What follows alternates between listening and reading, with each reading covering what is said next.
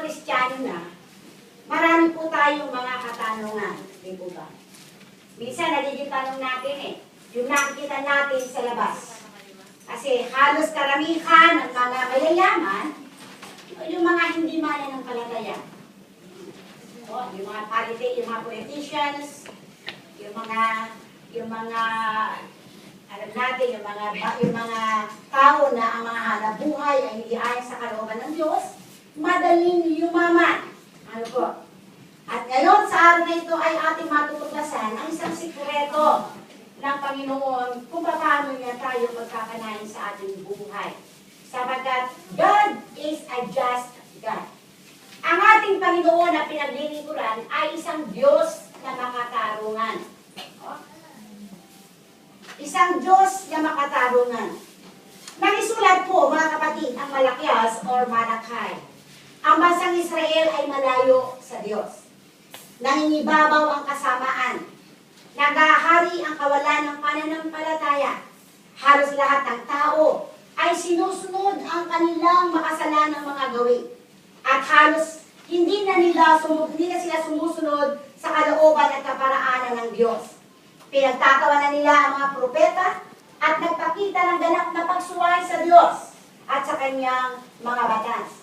So sa kanyang kaisipan, mga kapatid, pakinggan natin kung paano nagsalita ang Diyos sa kanila sa pamamagitan ni Propeta Malakias. Basahin muli po natin ang ating text mula 13 hanggang 15. Sabi ko dito, mga kapatid, mabibigat ang sinabi ninyo tungkol sa akin, sabi ni Yahweh. Ngunit, ang tanong ninyo, ano-ano ba ang sinabi namin? Verse 14, sabi ninyo, walang saysay ang maglingkod sa Diyos. Bakit pa namin susundin ang kanyang mga utos? Bakit pa natin ipakikitang tayo nalulungkot sa nagawa nating kasalanan? And verse 15, gayong kung sino ang palalo, ay siya pang pinagpapala. Hindi lamang yon, ang masasama ay nananagana at sinusubok pa nila ang Diyos sa paggawa nila ng kalikuan, ngunit hindi sila napaparusahan. At kung didiretsuhin natin ang kahulugan nito, mga kapatid, ang mga tao ay sinasabing ang Diyos ay hindi makatarungan. Sa ibang salita naman, iniisip nila na ang Diyos ay walang kapangyarihan na gumawa tungkol sa mga bagay-bagay. Kaya bilang isang bansa, winalang bahala nila ang Diyos. Siya ay completely walang halaga sa kanila.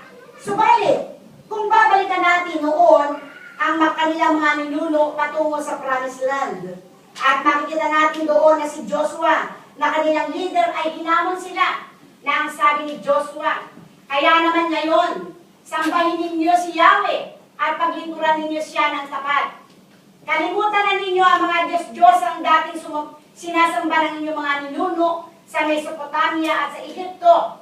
Si Yahweh lamang ang inyong paglingkuran. Sabi po ng verse 15, at kung ayaw ninyo maglingkod kay Yahweh, sabihin ninyo kung kanino kayo maglilingkod. Sa Diyos-Diyos ang sinamba ng inyong mga ninuno sa Mesopotamia o sa mga Diyos-Diyos ng mga Amoreo na sinasamba dito sa lupain inyong tinatahanan. Ngunit ako at ang aking angkan, ang sabi ni Joshua, ay kay Yahweh lamang maglilingkod. Ang sabi naman ng bayan, wala kaming balak na talikuran si Yahweh, sabi nila kay Joshua, at paglingkod sa mga Diyos-Diyosan. Sabi ng 17, si Yahweh na ating Diyos ang siyang humango sa atin sa pagkaalipin sa Egypto. Nasaksihan din namin ang mga kababalaghang ginawa niya upang tayo maingatan saan man tayo mapadako at mailigtas sa mga kaaway na ating nadaanan. Sabi ng verse 18, pagdating natin, pinalayas niya sa lupain ito ang mga Amoreo, ang lahing nakatira dito. Kaya't kami rin, ang sabi ng mga Israelita, kami rin ay kay Yahweh maglilingkod at siya ang ating Diyos.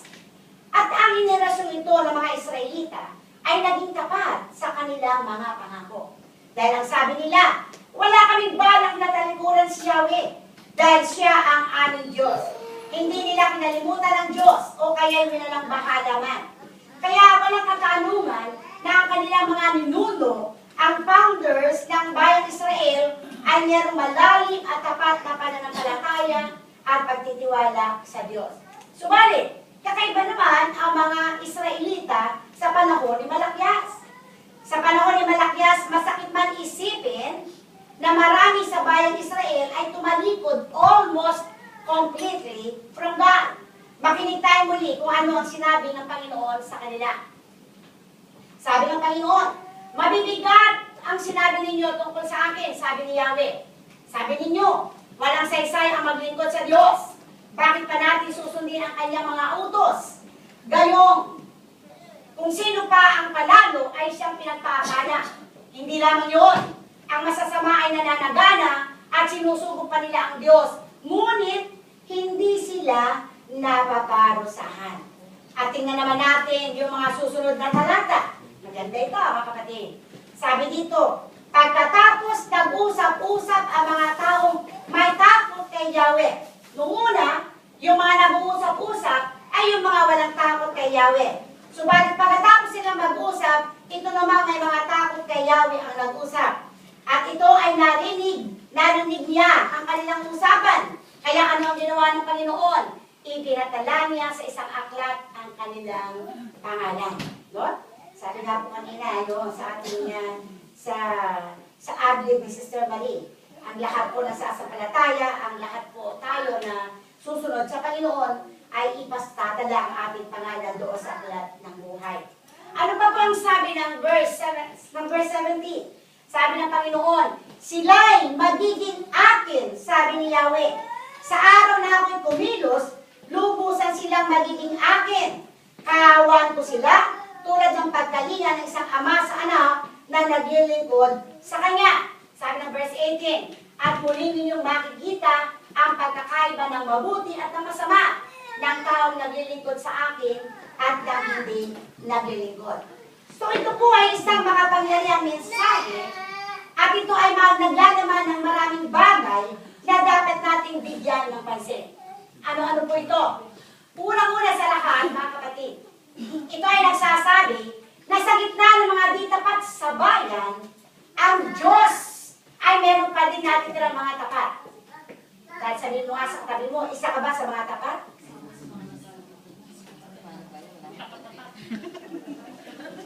Natanong na natin, sumagot na po ba ating katabi? Sumagot po ba yung ating katabi? Sumagot ka? So, kahit sa gitna ng mga di tapat sa bayan, ang Diyos ay meron pa din natitirang mga tapat. No?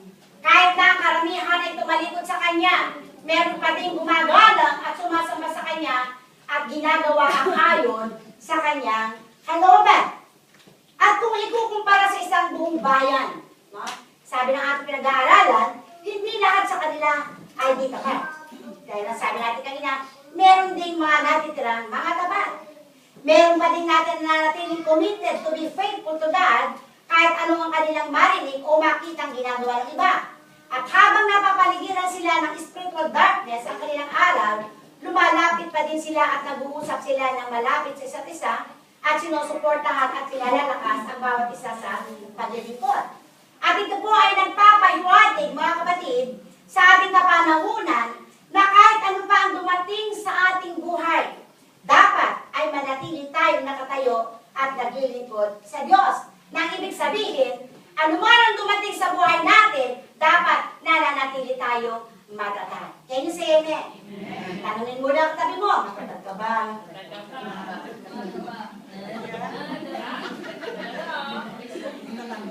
Matatag ka ba?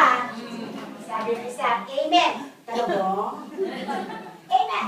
So manatiling nag-iibigan, nagtutulungan at nagpapalakas sa bawat isa. At ito po ang ikinapupuri ko sa Shalom Family. Ito po ay mga katangian ng Shalom Family. Nananatili nag-iibigan, sabi mo sa katabi mo, I love you. I love you.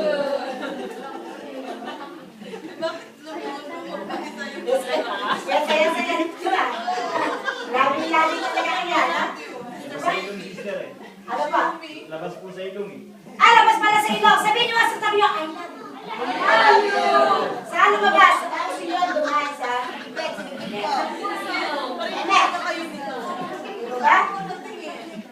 Marami. At nagpapalakasan sa bawat isa. Marami mga bulaang propeta ang darating na animoy maamong upang ayon sa Mateo 7:15. Kaya't mga ingat na hindi kayo mailigaw. Kaya nga kailangan nagpapalakasan tayo, nagtutulungan. Kasi marami mga bulaang propeta ang darating at ililigaw ang marami. Pangalawa po, ang pangalawa ay sinasabi ng Bible o ng ating pinag-aaralan o ng ating text. Dininig sila ng Diyos. Of course, God did it. No? Diba, tinuturo ng Bible na dinidinig ang ating mga prayers at ito ang kanyang pangako. Ano ba ang sabi ng Exodus chapter 22 verse 27b? Kapag siya'y dumaing sa akin, diringgin ko siya sapagkat ako'y mahabagin. So ang Diyos ay mahabagin, mga kapatid. Kaya oras na tayo dumaing, ay tayo diringgin ng ating Panginoon. Ang sabi naman ng Santiago 5:16, bakit ba dinirinig ng Panginoon ang ating mga panalangin? Sapagkat ang sabi po ng Bible, malaki ang nagagawa ng panalangin ng tao matuwid. The prayer of the righteous man is powerful and effective. Kaya nga po, tayong mga anak ng Diyos, kapag tayo ay nanalangin, siguraduhin natin na wala ang mga hadlang sa pamamagitan ng ating paghingi ng tawad sa lahat ng mga bagay na ating nagawa. No?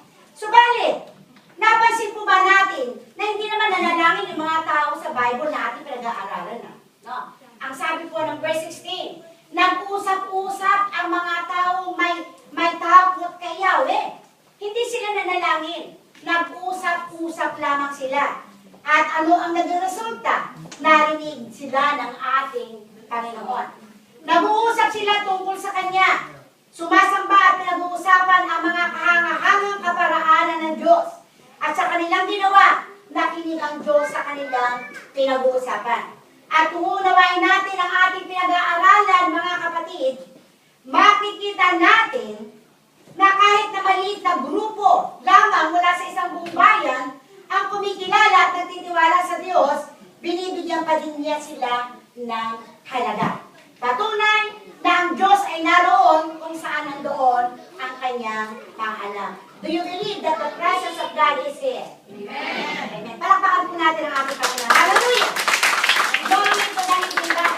At ang sabi nga po ng Mateo 18:20, sapagkat saan man may dalawa o tatlong nagkakatipon dahil sa akin, naroon akong kasama nila. So tayong lahat dito, hindi tayo sa 3, 10, 20. Kung kaya tayo pinanampalataya na ang ating Diyos ay nasa ating kalagitnaan. Sabi po ng number 3, ang malakyas ay nagsasabi na ang Diyos ay masaya.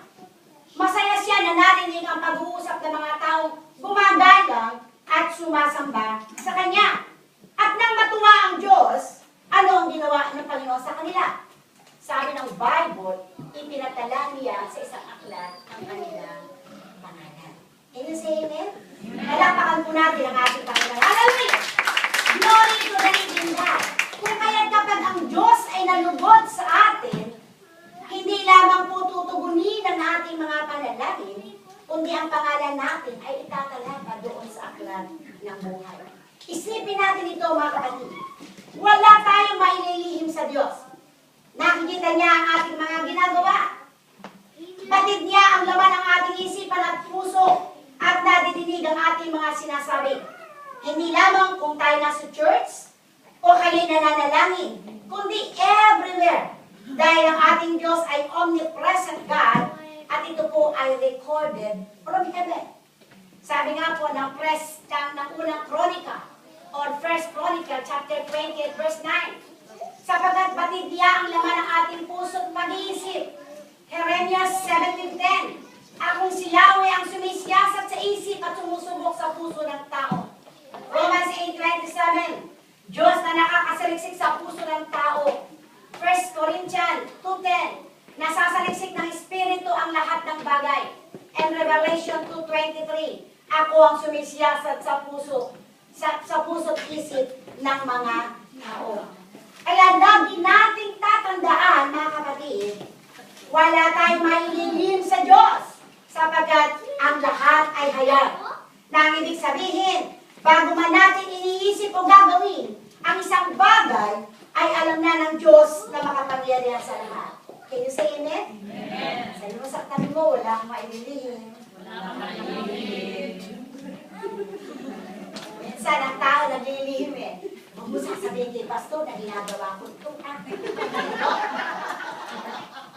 Huwag mo sasabihin kay pastor na pupunta tayo dito.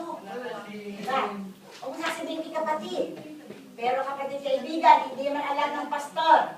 Alam ng Diyos. Alam ng Diyos na siyang humusga sa ating mga buhay. No? So, pansinin natin.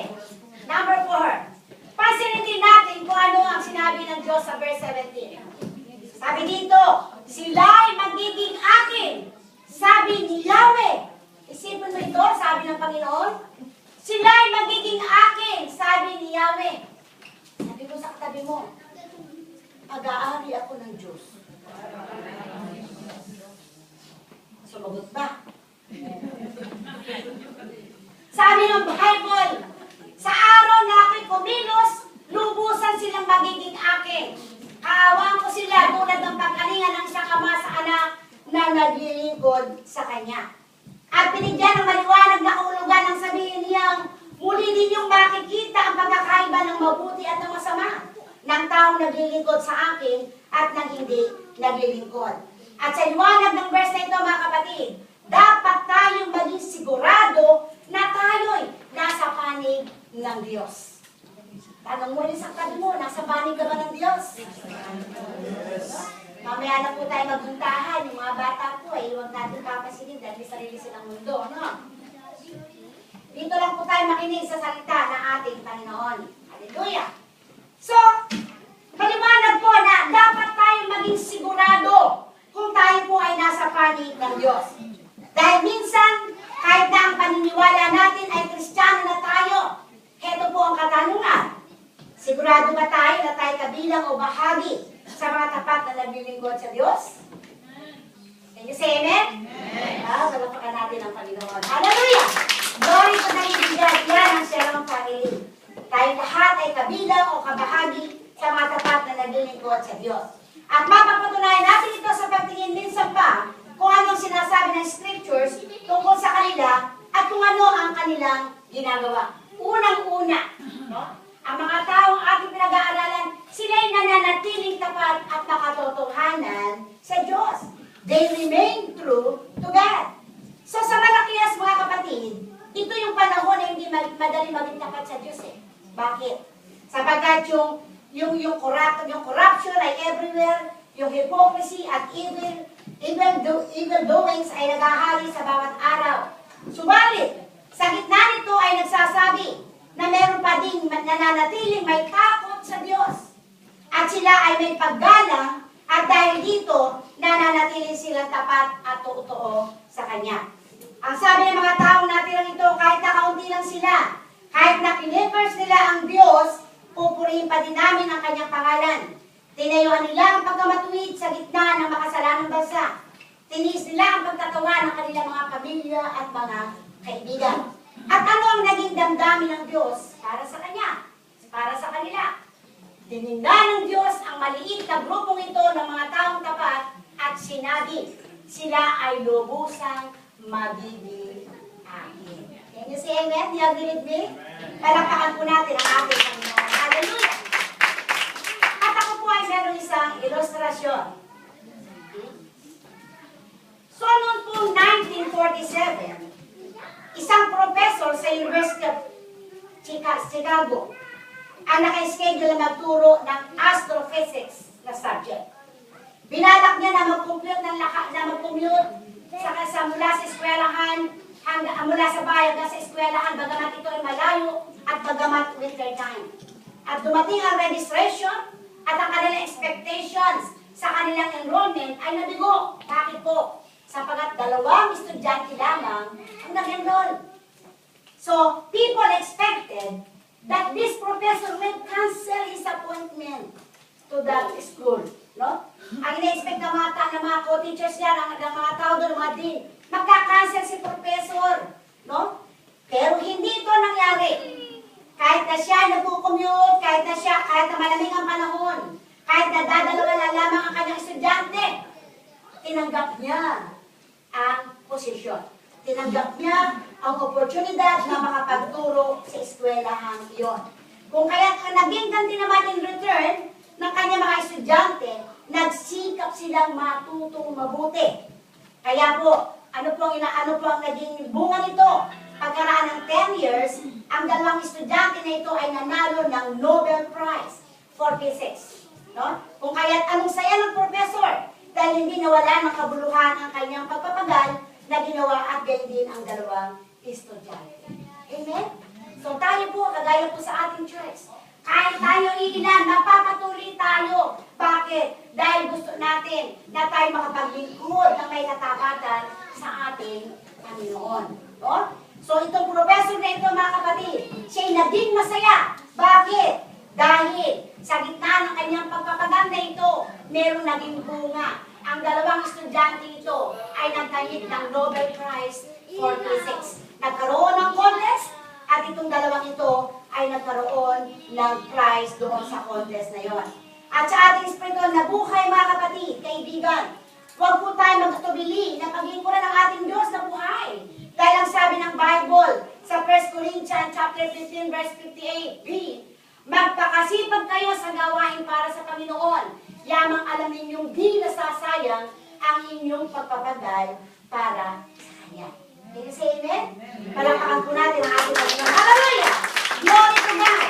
Hindi lang po tayo maglilingkod kapag tayo pinagpapala, kapag tinutugon ang ating mga panalangin. Ano man ang sitwasyon ng buhay natin, let us serve the Lord fully, wholeheartedly. Can you say amen? Amen. Hallelujah! Meron pa rin po akong isa pa pong ilustrasyon. Si Frederick the Great, isa po yung ruler ng Prussia, ay tinagurin isang agnostic. Nang ibig sabihin, siya isang taong may palagay na di maaaring malaman kung may Diyos o wala. Sa isang banda naman, ang kanyang great general na si von Zeeland ay isang debotong Kristiyano. Isang araw sa gitna ng gathering, ang hari ay nagsimulang magsalita ng mga di magagandang jokes tungkol kay Jesus. At ang lahat ay nagtawanan. Nang nagresulta, dahil sa joke na ito ni Frederick the Great, ang lahat ay nagtawanan. No? Kaya naging katawa-tawa ang Panginoon. Finally, di nakatiis si von Zeeland sa pangungutya ng hari sa Diyos. Kung kaya't sinawatan niya ito at sinabi, alam mo sir, hindi ako takot sa kamatayan. Nakipaglaban niya ako at naipanalo ko ang 38 battles just for you. Ako ay matanda na at isang araw ay harap ako sa presence ng isa na mas higit kaysa sayo. Sabi ni von Zeeland. Ang Diyos na makapangyarihan na siyang nagligtas sa akin sa mga makasalanan. Ang Panginoong Jesucristo na siya mo ngayong nilalapastangan. At ang sabi pa niya, saludo ako sa iyo, sir. Dahil siya ang pinuno. Dahil ako ay may takot at nagmamahal sa aking tagapagligtas. Dahil ang sabi ng Bible, ikaw ay sumunod ka sa mga namumuno sa iyo. Kung kaya't natahimik ang lahat at nanginginig ang tinig ni King Frederick na nagsabi, General von Zeeland, humihingi ako ng kapatawaran. At itimuli niyang inulit yung paghingi ng kapatawaran. At sa gayong sinabi ng hari, ang pagtitipon ay tahimik na natapos. So tayo po mga kapatid, sabi nga ng Bible, do not use the name of Jesus in vain. Huwag nating aksayahin ang paggamit ng pangalan ng Panginoon doon sa mga bagay na walang halaga. No? Huwag nating gawin katawa-tawa ang Panginoon. Makapagbiro lang tayo. Maging masaya lamang ang ating mga kaharap. No? Maging masabi lamang na masayang tao ka. Ay gagamitin mo na ang Panginoon upang siya ay pagtawanan ng marami. Kagaya ni von Zeeland, mga kapatid kaibigan, hindi siya nakatiis kung kaya't kanyang sinawata ang pagbibiro ni King General Frederick the Great. At ito po ay totoo pa din. Ang mga tunay na nagmamahal at may takot sa Diyos ay nananatiling tapat sa lahat ng sitwasyon. Hallelujah. So ano na po mga bagay ang ginawa ng mga tao ito? Nag-usap-usap sila sila tungkol sa Diyos. Ang maliit na grupo ng mga tao ito ay hindi lamang mga tapat, kundi kapag sila nagkakatipon sa kanilang mga meetings, they didn't spend their time gossiping, criticizing, hindi lang nila inaksiyan kanilang mga oras sa mga pagchichismis o sa mga paninira ng tao o kaya mag-usap ng kung ano-ano lamang. Ang pinag-uusapan nila ay tungkol kay Lord. They testified about God's blessings and blessings.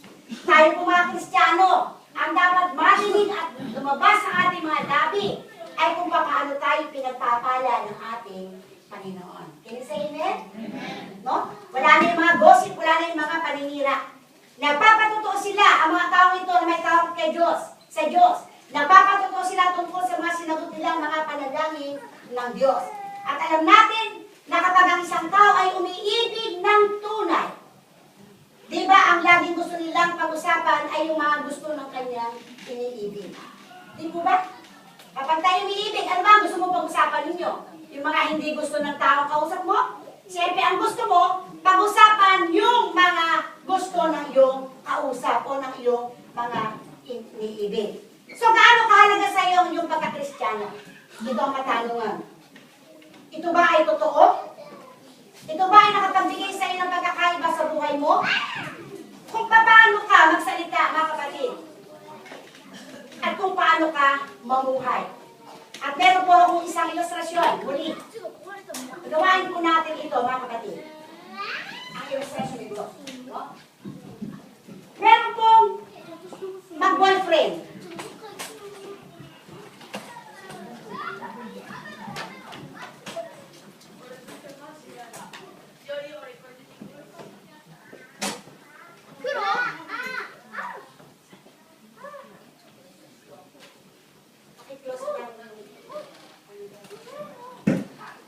Meron po mag-boyfriend, mga kapatid.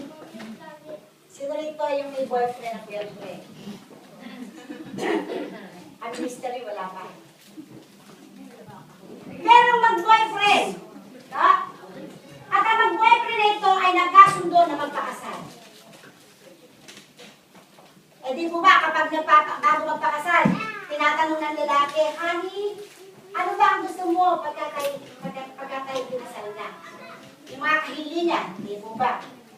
Di ba, kung bago tayo pinasal, may mga kahilingan tayo. May mga kahilingan ba tayo, mga babae, nang tayo bago ikasal? Meron, bibiligan. Ano yun? House ano na? Okay. Darating yan, sis. Bibigay din yan. Ha? At ang isang naging hiling ng babae ay yung makapunta siya sa Hong Kong. Sabi niya, honey, gusto ko pagkakasal natin, gusto ko makapunta ng Hong Kong. Kasi hindi pa ako nakakapunta doon eh. So sabi ng lalaki, granted. Your request is granted. Ay, salamat, honey. Dumating ang kasal. Kasal. Pinapala, pinag-isang dibdib. Pagkatapos ng kasal, pagkatapos ng reception, nakakain na. Tuwang-tuwa yung lalaki, may dinukot sa bulsa. At ibinigay sa kanya naging asawa. Wow, ticket! Sabi mo asawa. Wow, ticket! Honey, salamat! Sabi niya naman, I love you. Ginagawin niyo ba asawa niyo, ha? Hindi. Yes, siyempre. I love you, sabi ng babae. Binukat niya ngayon ng ticket, sabi ng babae. Honey, may tanong ako. Ano yan, honey? Eh, bakit? Ticket ko lang ito. Di ba mag-asawa na tayo? Dapat ako na rin yung mag-iingat ng ticket mo. Sabi ng lahat ng babae. Ay, honey! Kasi nakarating na ako ng Hong Kong. Ikaw na lang ang pupunta doon. At ikaw ay hihintayin ko na lang sa iyo. Pagbabalik. Ito ba yung ginawa ng mga asawa mo sa inyo? Bakolod ka na. Bakolod ka na. May cross navigation. So, ang story nito, mga kapatid, ay lubhang katawa-tawa. Oh? Dahil alam natin na kapag ang isang tayo nagpakita ng pag-ibig at sila ay nangako sa bawat isa ng sila'y kasal, of course, we will expect, mga kapatid, na gusto nila na magkasama lagi. Di ba? Nang mula na tayo kasal, ayaw na natin maghiwalay pa. Can you say amen? Sino sa atin na pagkakasal ay naghiwalay ng room? Brother Lino, magsabi ka ng tapat. Magkasama. Brother Rami. Ano po yun?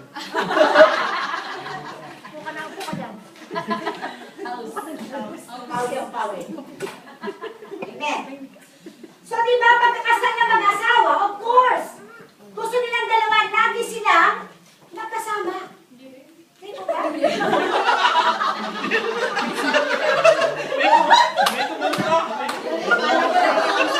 May kontra.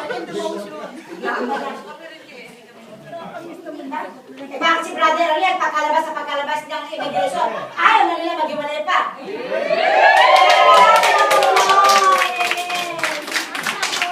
Diba? Hindi sila kinasal, kundi nagkalayo lang ng ilang panahon. Dikit, dikit, dikit. Oy, tingnan nyo si Michelle, nag-demo. Paglabas na, paglabas. Sabi sa Michelle, Paglabas na, paglabas. paglabas mo.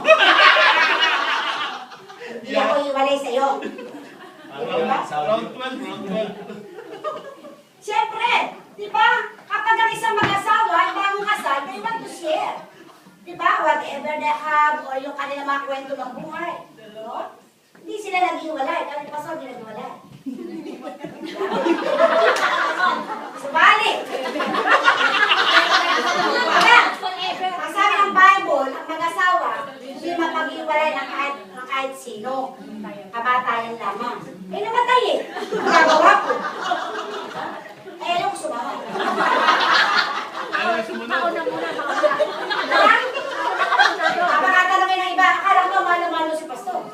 Mahal na mahal ko, pero hindi ako nakalala. Dahil gusto mo pa, at paglingkod sa Diyos. Ayun na, gusto ko talaga. Ito ako'y mamatay. Hindi ala na ako dito. Sabi ni ba, ay thank you. Hallelujah. Diba? Kapanta. Sino nag-aalala kay thank you? Diba? Of course. Kapag tayo ay ginabagong kasal, kung mag-asawa na tayo, dapat nakakaunga tayo. Diba, Brother Jacob?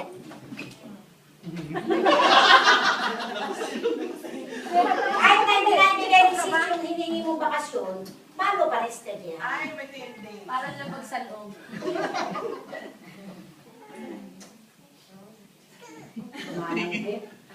Yan. Di ba? So, gaya din natin, mga kapatid, nang mag-commit tayo ng buhay kay Kristo, na naging bahagi tayo ng iglesia, gusto natin magkakasama eh. Di ba? At tayo lahat nagbabahaginan ng mga pagpapala ng Diyos sa bawat isa sa atin. Kami nga, nung last Sunday ay maghiwalay, alas 12 na, ayaw pa maghiwalay. No? Bakit? Masarap kasing pag-usapan ang Panginoon. No? Masarap pag-usapan ang Panginoon sa buhay natin. Kaya po, hindi lang po sa mga material na bagay, kundi maging sa gawain para sa Panginoon. Ang lahat po ay dapat maging masipag dahil ang pinaglilingkuran natin ay hindi ang ating kapwa-tao, kundi ang Diyos na siyang tumawag sa ating pangalan at nagsulat ito sa aklat ng buhay. So tandaan natin, ang pangalan natin ay nakasulat na sa aklat ng buhay. Tanungin mo nga ang katabi mo, sigurado ka ba? Sureness. Sure ka ba na nakasulat ang pangalan mo sa aklat ng buhay? Sure ba tayo? Ako, sure. Amen. Palakpakan natin ang Panginoon. Yung mga sure, pumalakpak. Magkagano lang tanong eh, papalakpakan natin.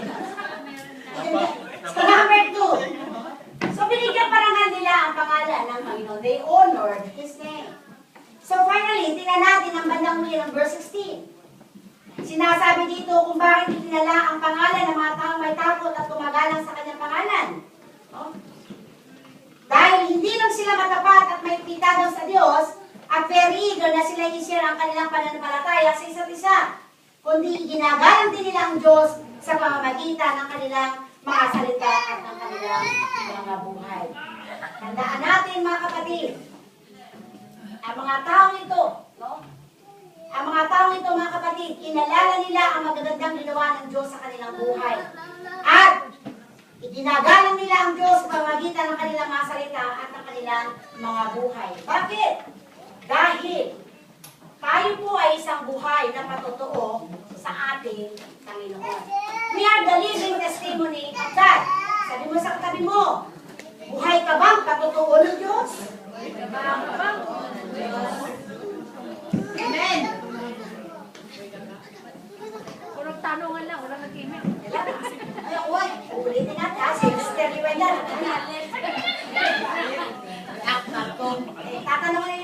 Magtanungan ulit tayo. Dumating lang sila Pastor Ate, ang sikat na pastor eh.